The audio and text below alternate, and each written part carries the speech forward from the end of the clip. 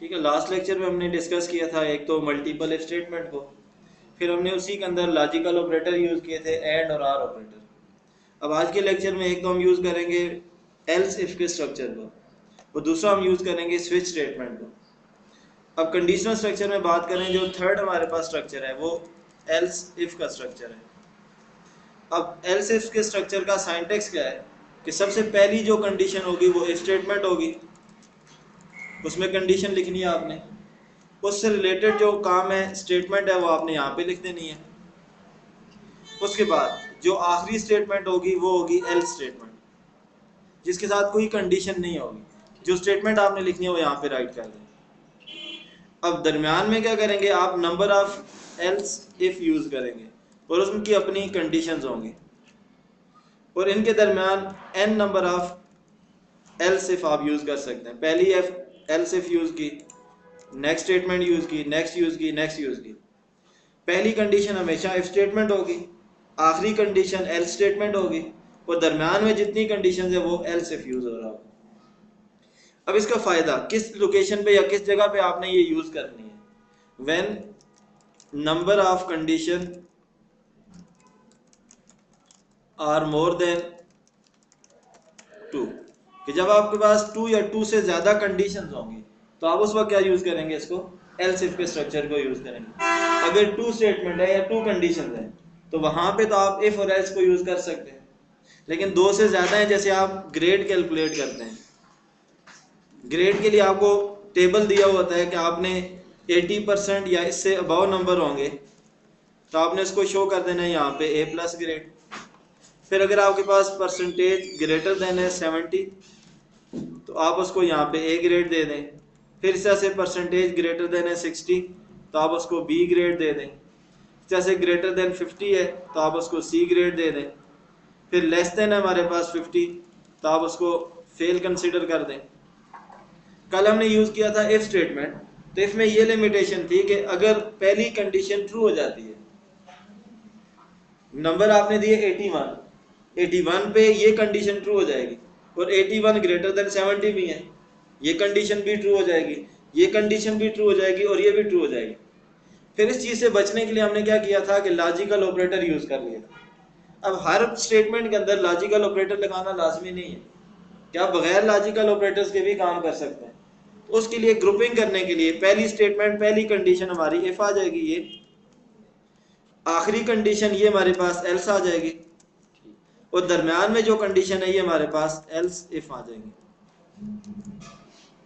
अब इसके साथ साथ फिर जो हम कंसेप्ट देखेंगे वो नेस्टेड स्टेटमेंट को। अब यही जो काम हमने यहाँ पे डिस्कस किया है, कल हमने मल्टीपल इफ लगा के किया था, और यही वाला काम आप इफ और एल्स लगा के भी कर सकते हैं। आप कहेंगे इफ और एल्स में तो यह है कि कंडीशन ट्रू हो रही है तो स्टेटमेंट, फॉल्स हो रही है तो एल्स स्टेटमेंट, इसमें तो नंबर ऑफ कंडीशन है। तो हम क्या करेंगे, ब्लॉक के अंदर ब्लॉक क्रिएट करेंगे। अगर फर्स्ट कंडीशन ट्रू हो जाती है तो इसको चेक करें, नहीं ट्रू होती तो एक और कंडीशन राइट कर दें, वो नहीं ट्रू होती तो एक और कंडीशन राइट कर दें। इस चीज को भी आप वहां पे मैनेज कर सकते हैं। न्यू प्रोजेक्ट क्रिएट कर ले यहाँ पे जी। अब इसमें मैंने यहाँ पे विजुअल सी शार्प की एप्लीकेशन, कंसोल एप्लीकेशन, नाम मैंने इसको दे दिया माय ग्रेड कैलकुलेटर। ऐड कर लें इसको, ठीक है। कल हमने सेपरेट क्लास क्रिएट की थी, वो इसलिए कि आपको आइडिया हो जाए कि जब आपको टास्क दिया जाता है कि आप 2 डिफरेंट क्लासेस यूज करें और उसके अंदर फंक्शन बना के आप काम करें, तो उस वक्त आप ये यूज करेंगे नंबर ऑफ क्लासेस। और मोस्टली जब हम कंसोल में प्रोग्राम बना रहे होते हैं तो हम एक ही मेन फंक्शन के अंदर काम कर रहे होते हैं। क्लासेस उस वक्त बनाई जाती हैं जब आपको एक ही टास्क नंबर ऑफ क्लासेस में परफॉर्म करना हो। अब अननेसेसरी, जैसे हमने कल सिंपल चेक किया था इवन आर्ड को, हमें एक ही जगह पे टास्क परफॉर्म करना है तो नहीं जरूरत कि आप क्लासेस बनाएं। जब आप प्रोजेक्ट बनाते हैं, प्रोजेक्ट में एक ही चीज नंबर ऑफ क्लासेस में कॉल करनी पड़ती है, तो फिर हम वहां पे नंबर ऑफ क्लासेस में उसका रिजल्ट स्टोर कर रहे होते हैं। अब मैंने यहाँ पे स्टोर कर लिया double data type percentage, sorry मैं यहाँ पे रख लेता हूँ सबसे पहले integer, total number, obtain number, उसके बाद पॉइंट्स में रखनी है तो डबल डेटा टाइप परसेंटेज रख ली। फिर उसके बाद ग्रेड फाइंड करना है तो ग्रेड हमने कैलकुलेटेड वैल्यू होगी। और अगर ग्रेड स्टोर करना है किसी वेरिएबल के अंदर तो फिर आप उसके लिए कैरेक्टर डेटा टाइप यूज करके ग्रेड रख लें। लेकिन ग्रेडिंग में एक और चीज होती है कि अक्सर हम कहते हैं कि ग्रेड ए प्लस भी हो सकता है, बी प्लस भी हो सकता है, फिर number of character more than 1 हो जाएंगे और जैसे फेल होगा तो हम पूरा फेल राइट करेंगे। ये तो सिंगल कैरेक्टर नहीं है, क्योंकि कैरेक्टर डेटा टाइप हमेशा स्टोर करेगी सिंगल मेमोरी में। तो फिर आप इसको यूज करें यहाँ पे स्ट्रिंग डेटा टाइप को, स्ट्रिंग ग्रेड मैंने इसको नाम दे दिया। बात समझ गए? कल हम डायरेक्टली ग्रेड डिस्प्ले कर रहे थे, अभी मैंने ग्रेड नाम का वेरिएबल ले लिया ताकि डिफरेंट जगहों पे आप इस वेरिएबल को यूज कर सकें। सबसे पहले इसको मैसेज दे देते हैं कंसोल, पहले गेट करनी है टोटल नंबर। अगर टोटल फिक्स रखते हैं, जैसे एमसीएस के मैं कहता हूँ कि 5 सब्जेक्ट है 500 रख लें, कांस्टेंट भी रख सकते हैं। लेकिन जब भी प्रोग्रामिंग करें तो वहाँ पे वर्सटैलिटी लाने के लिए, आप फ्लेक्सिबिलिटी लाने के लिए रन टाइम पे इनपुट लिया करें, ताकि एक बार आपने 300 के हिसाब से परसेंटेज फाइंड कर ली, नेक्स्ट टाइम आप 600 के हिसाब से कर सकते हैं।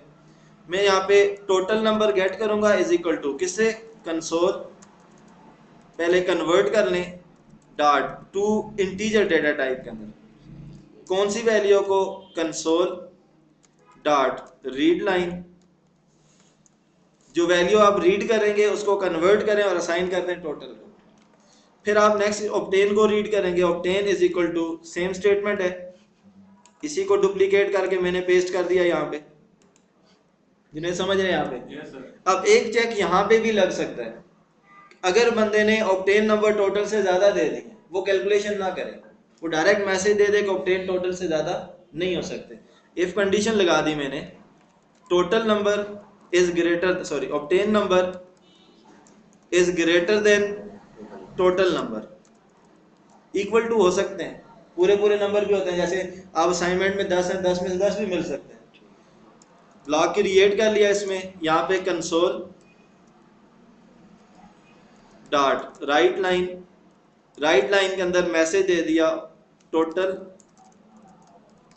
Obtain marks can not greater than total, और वो कैलकुलेशन ना करे।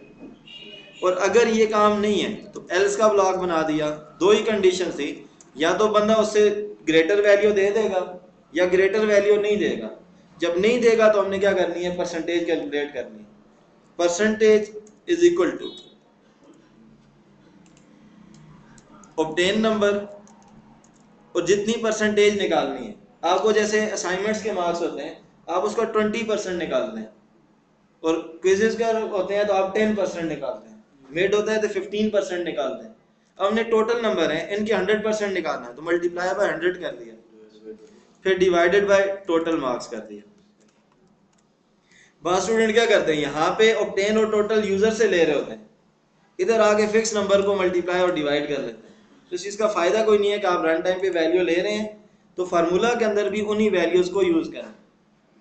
आप एक और चीज़ फ्लेक्सिबिलिटी इसमें रख सकते हैं, आप यूजर से मैसेज ले लें कि आप कितनी परसेंटेज फाइंड करना चाहते हैं, 10%, 20%, 40%, तो आप इस जगह पे भी वेरिएबल यूज कर सकते हैं कि यूजर मैसेज दें कि आप बताएं कितनी परसेंटेज निकालनी है, वो वेरिएबल आप इनपुट लें और उसका रिजल्ट यहाँ पे यूज कर लें। समझ गया बात को? इसके 20% का क्या फॉर्मूला है? मल्टीप्लाई बाय 20 हो जाएगा, डिवाइड बाय टोटल हो जाएगा। ठीक है, तो आपने अभी 100 से करना है तो मैं फिक्स 100 रख लेता हूँ। उसके बाद अब इस ब्लॉक के अंदर, ये एल्स का ब्लॉक है, एक और स्टेटमेंट लगेगी। जब ब्लॉक के अंदर या स्टेटमेंट के अंदर स्टेटमेंट लगती है तो उसको हम नेस्टेड कहते हैं। अब मैं यहाँ पे लगाता हूँ पहले इफ स्टेटमेंट। इफ स्टेटमेंट में मैंने कह दिया कि परसेंटेज क्या है, ग्रेटर देन है या इक्वल टू है 80। एक स्टेटमेंट है, मैं डायरेक्टली वेरिएबल को रिजल्ट देता हूँ। वेरिएबल हमने किस नाम का लिया हुआ है, ग्रेड नाम का। Grade is equal to constant value है, डबल कोटेशन के अंदर फिक्स वैल्यू ए प्लस मैंने लिख दी। फिर आखिरी कंडीशन तो अभी तो नहीं लिखेंगे, मैंने कहा कि पहली इफ स्टेटमेंट होगी, आखिरी एल्स होगी, दरम्यान में एल्स इफ यूज होगी। इसलिए यूज हो रही है कि हम एल्स के साथ कंडीशन नहीं लिख सकते, जब इफ लगेगी तो कंडीशन राइट कर सकते हैं। Percentage is greater than or equal to 70। फिर यहाँ पे आप यूज कर लें grade is equal to A. फिर इसके बाद else if percentage is greater than or equal to 60। फिर इसको मैंने यहाँ पे यूज कर लिया grade is equal to double quotation के अंदर बी। अब इन्हीं स्टेटमेंट को डुप्लीकेट करना है, तो यहाँ से कॉपी करता हूँ, यहाँ पे पेस्ट कर लिया। अब मैं कहता हूँ कि ग्रेटर देन 50 है, तो यहाँ पे मैं लगा लेता हूँ इसके ऊपर प्रॉप, जैसे आपके स्पेशल सिस्टम में होता है। और अगर ये कंडीशन नहीं मैच हो रही तो आप इसको क्या कर दें, एल्स कर दें।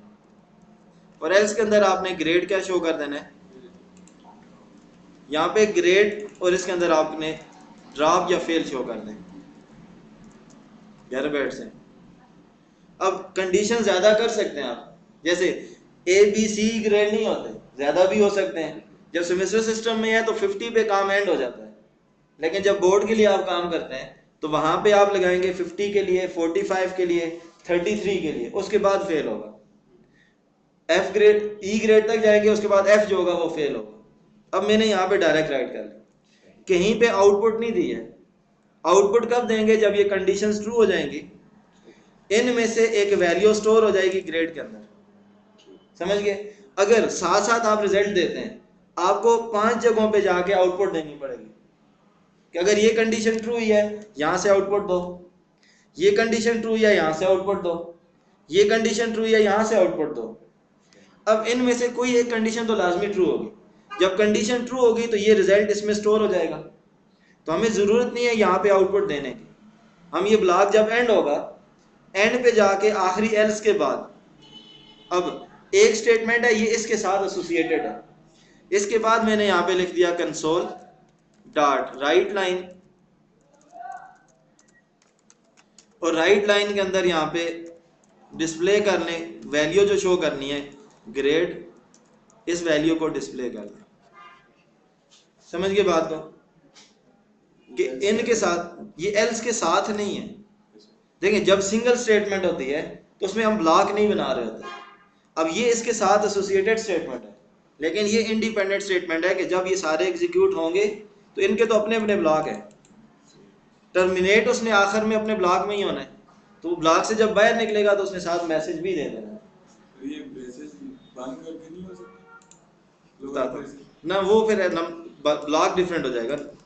अब इसमें यूज जो करना था हमने, सबसे पहले मैसेज भी साथ दे देने कंसोल, ताकि वो स्क्रीन पे कोई मैसेज नहीं देगा। डॉट राइट लाइन, जैसे यहाँ पे कोई बंदा आके खड़ा हो जाए और मैसेज ना दे कि मैंने क्या काम करना है, तो आप सारे सोचेंगे बंदा क्यों आया। तो स्क्रीन ऐसे ब्लैंक आ रही थी, मैं लिखता हूँ इंटर टोटल मार्क्स, उसके बाद यही मैसेज आ जाएगा इंटर ऑब्टेन मार्क्स के लिए। एग्जीक्यूट कर लें इसको, इंटर टोटल मार्क्स मैंने 600 दे दिए, इंटर ऑब्टेन मार्क्स मैंने 555 रख दिए, ठीक है। ए प्लस आया, उसके बाद उसने यहाँ पे रीड की यूज कर लें, कंसोल डॉट रीड की कर दें कि वो वेट करे कि आप कोई की प्रेस करेंगे तो वो टर्मिनेट करे। 100 रख दिए मैंने, 80 रख दिए, ए प्लस आ गया, इंटर कर लिया, फिर एग्जीक्यूट करें, मैंने रख दिए 150, दूसरे नंबर मैंने 160, तो यहाँ पे ऑब्टेन।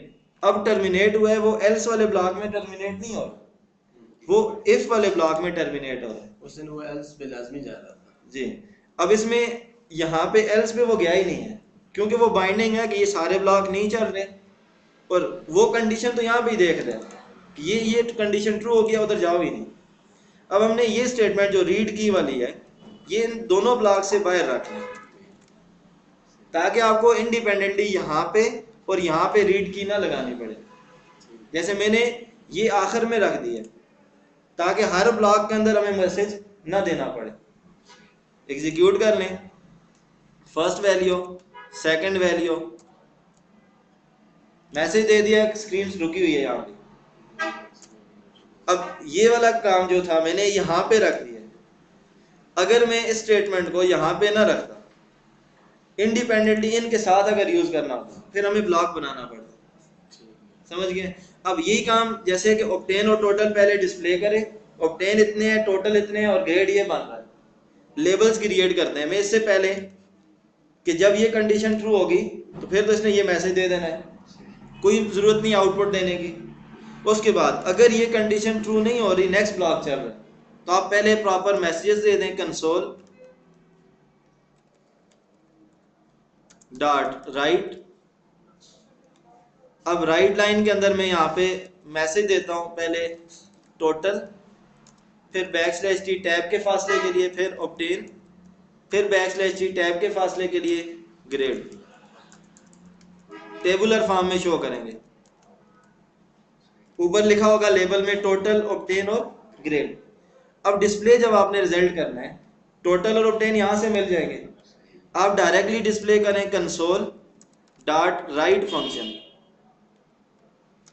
राइट लाइन इसलिए नहीं कि नहीं तो राइट करके नई लाइन पे चला जाएगा, हमने उसी लाइन में शो करना है डेटा। पहले नंबर पे शो करेंगे \n, न्यू लाइन में आ जाओ, वहां पे आ गया। यहाँ पे सबसे पहले शो करना है टोटल नंबर, फिर प्लस कंकैटिनेशन के लिए डबल कोट्स और उनके अंदर \t लगा दें टैब के लिए। टोटल के नीचे टोटल नंबर शो होंगे, टैब का फासला होगा, फिर प्लस कंकैटिनेशन के लिए ऑब्टेन के नीचे ऑब्टेन नंबर शो करने, फिर प्लस कंकैटिनेशन के लिए फिर टैब का फासला होगा, और उसके बाद ग्रेड जो है यहाँ पे नहीं शो करना, ग्रेड तो अभी कैलकुलेट होगा यहाँ से। अब ग्रेड आप कैलकुलेट होने के बाद कंडीशनल स्ट्रक्चर बताएगा कि इसका ग्रेड बनता कौन सा है।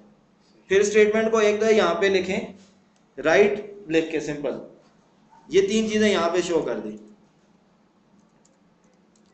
दो यहाँ पे ऑब्टेन और टोटल। और जब यहाँ से रिजल्ट मिल जाएगा तो आप इस जगह पे फिर console dot right statement use करें।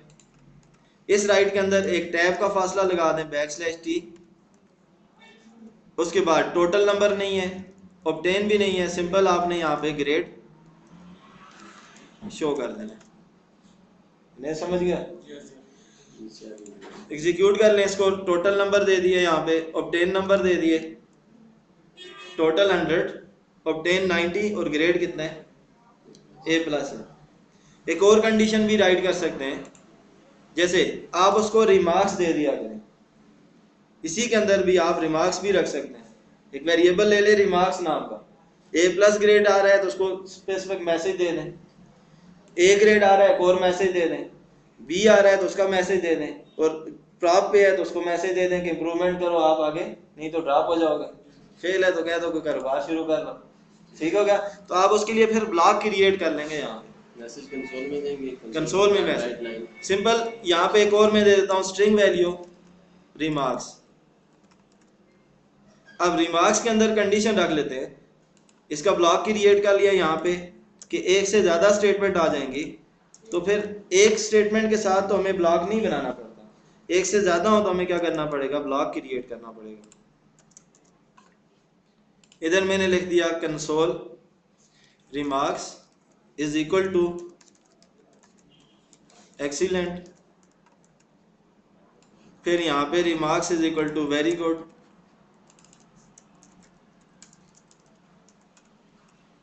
उसके बाद फिर यहाँ पे आ जाएगा remarks is equal to good,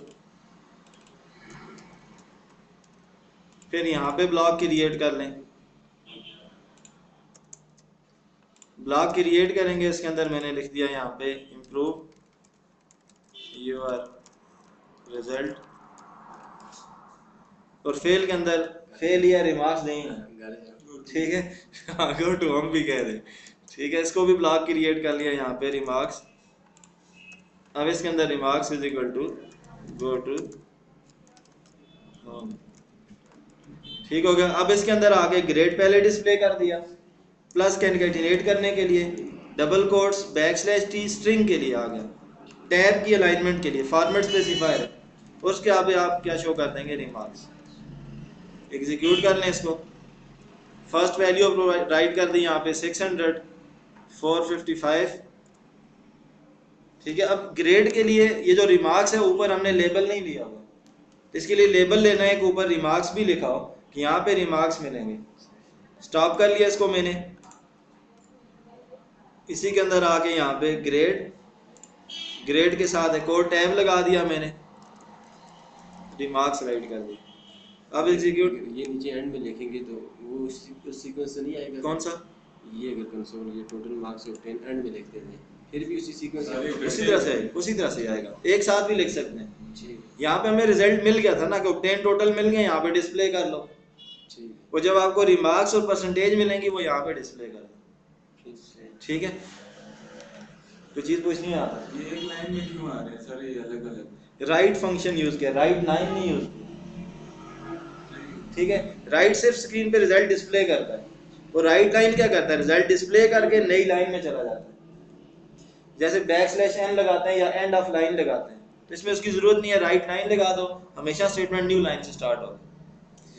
अब इसी के अंदर यहाँ पे प्रोग्राम जो क्रिएट किया हमने, ये था हमारे पास सिंपल इफ और एल्स इफ यूज करके। मैं क्लोज करता हूँ, एक और प्रोग्राम क्रिएट करते हैं जो स्विच स्टेटमेंट को यूज करेंगे। न्यू प्रोग्राम क्रिएट कर लें, कंसोल एप्लीकेशन, और मैं नाम दे देता हूँ स्विच स्टेटमेंट।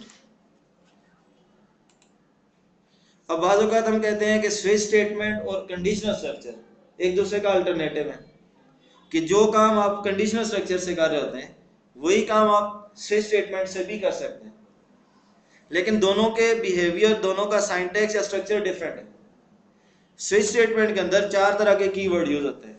पहला कीवर्ड हम स्विच यूज करेंगे, दूसरा केस का कीवर्ड यूज करेंगे, तीसरा डिफॉल्ट का कीवर्ड यूज करेंगे, फिर ब्रेक का कीवर्ड हम यूज करेंगे।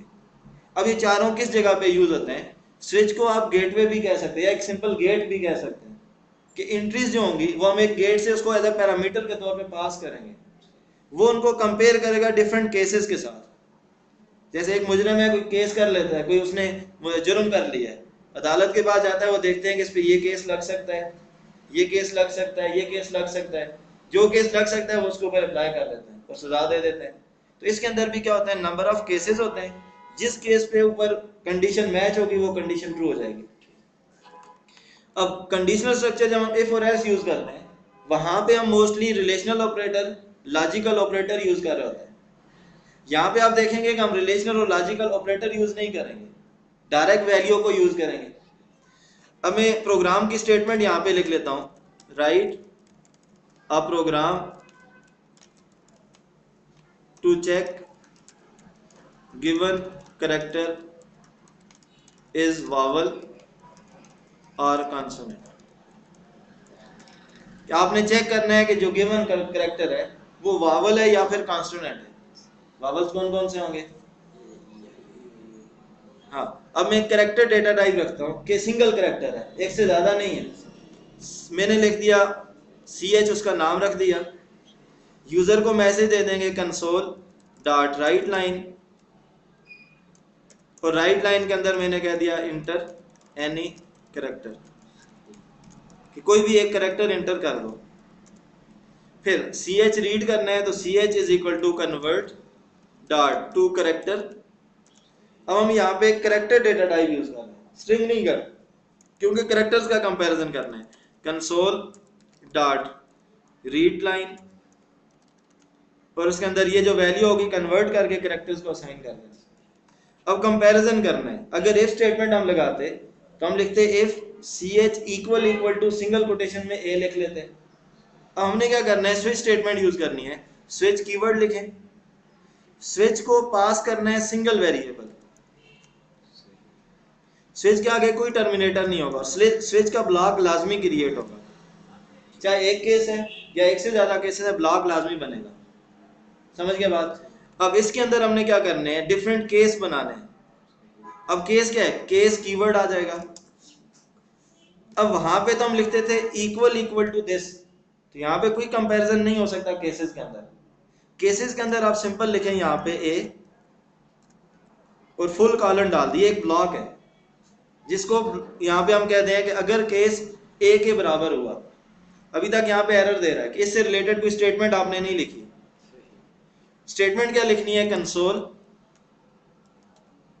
डॉट राइट लाइन में यहाँ पे कह देता हूँ character is vowel, character show करना है तो मैं सी एच प्लस कंकैटिनेशन के लिए आ गया, और आगे मैं फुल कॉलन डाल के लिख लेता हूँ इज वावल।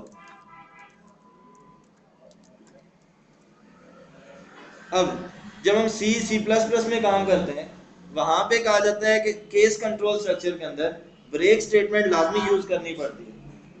इफ और एल्स में ब्लॉक बने होते हैं जो उनको बाइंड कर लेते हैं, यहाँ पे टर्मिनेटर वगैरह कोई भी नहीं है, स्विच का है ब्लॉक बना हुआ लेकिन केसेस के कोई ब्लॉक नहीं है, तो उसको कैसे पता चलेगा कि ये केस यहाँ से शुरू हुआ है एंड किधर हो रहा है? तो उसके लिए आप ब्रेक स्टेटमेंट लाजमी यूज करेंगे।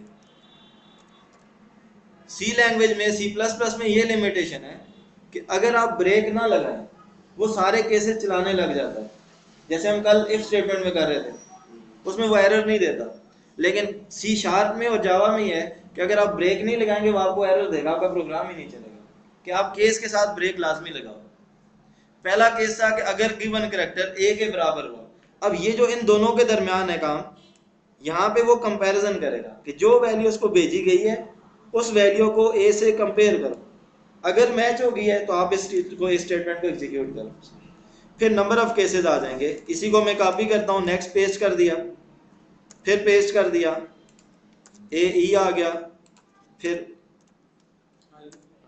आई आ गया, फिर उसके बाद नेक्स्ट ओ आ जाएगा, और फिर नेक्स्ट लास्ट जो हमारे पास है यू आ जाएगा। अब अगर ये वाले केसेस मैच हो रहे हैं, फर्स्ट केस है तो इसको चला लें, सेकंड है इसको चला लें, थर्ड है इसको चला लें, लास्ट है तो इसको एग्जीक्यूट करें।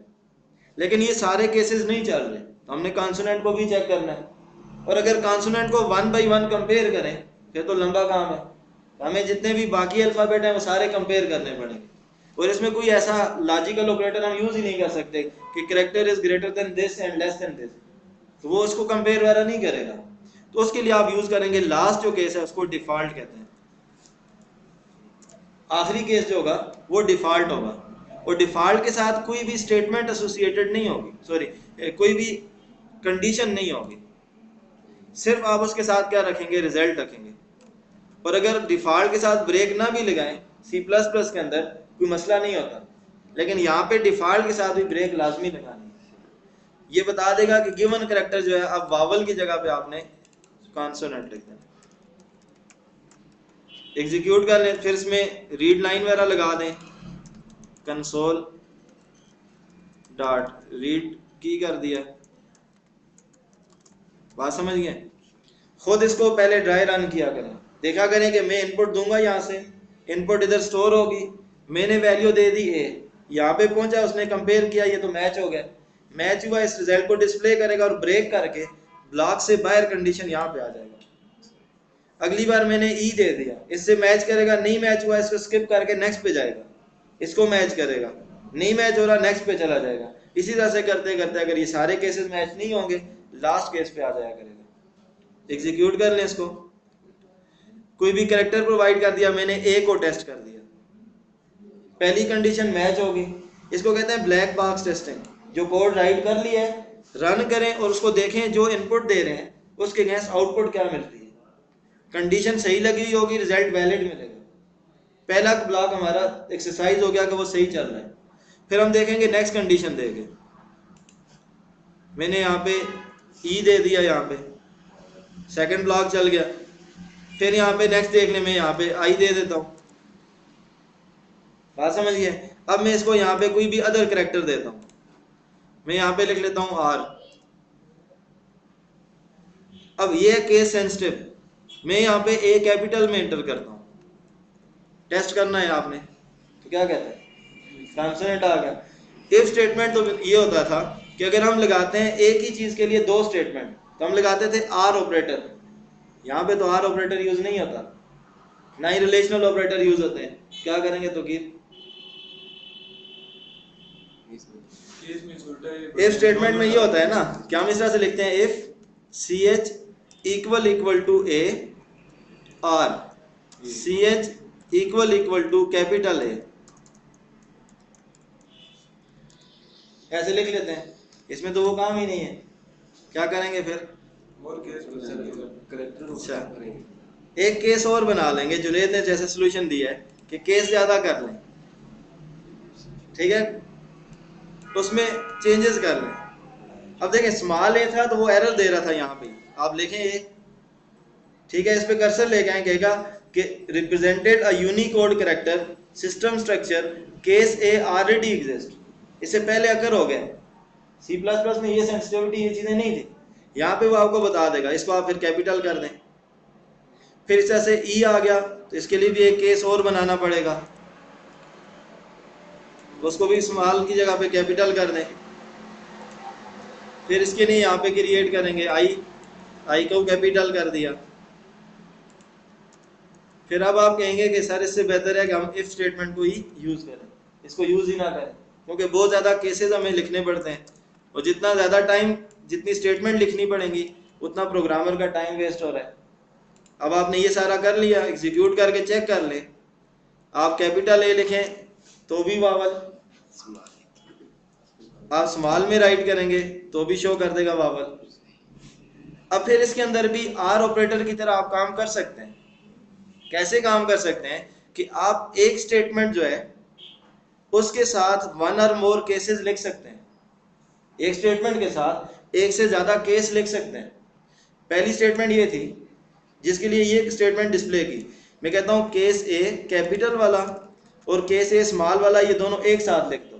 जब एक साथ लिखोगे इन दोनों में आर ऑपरेटर आ जाएगा, नजर नहीं आ रहा होगा इन दोनों में आर ऑपरेटर, तो इन स्टेटमेंट को यहां से रिमूव कर दो।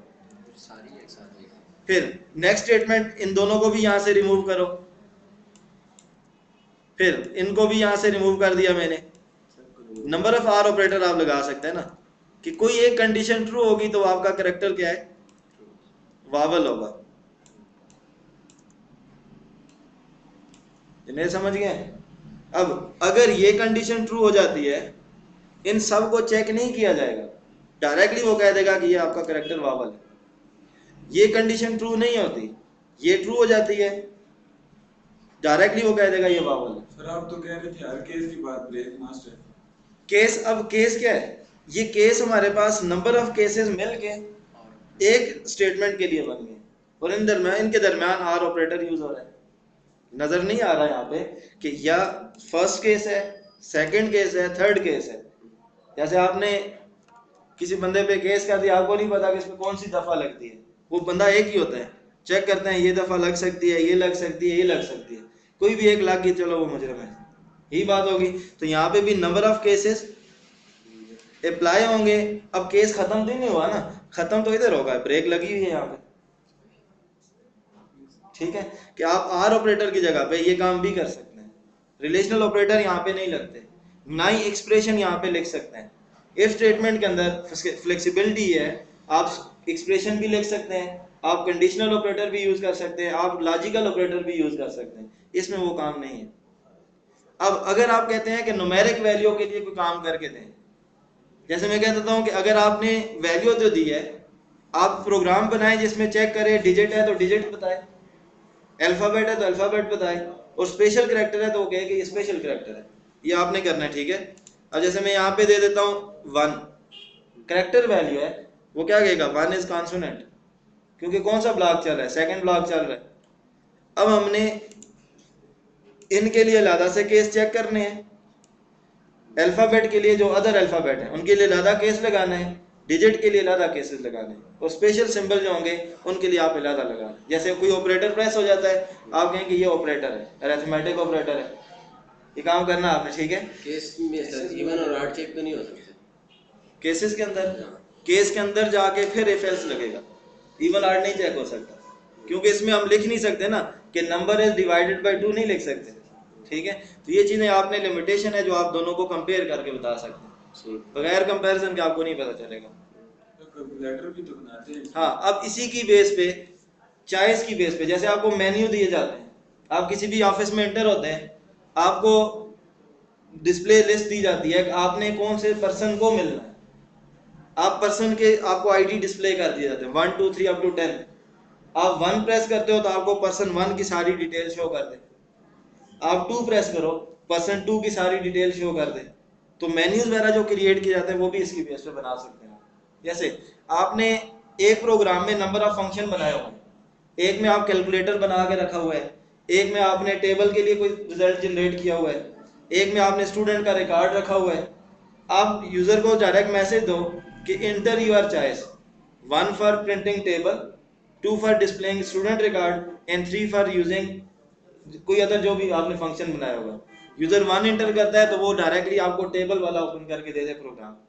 तो आपने थोड़े से इसमें ट्राई करना है प्रोग्राम, ठीक है। ये स्विच में करेंगे, ये स्विच के करना है, स्विच के अंदर फिर आप कंडीशनल स्ट्रक्चर लगाएंगे, इन दोनों को कंबाइन करेंगे। ठीक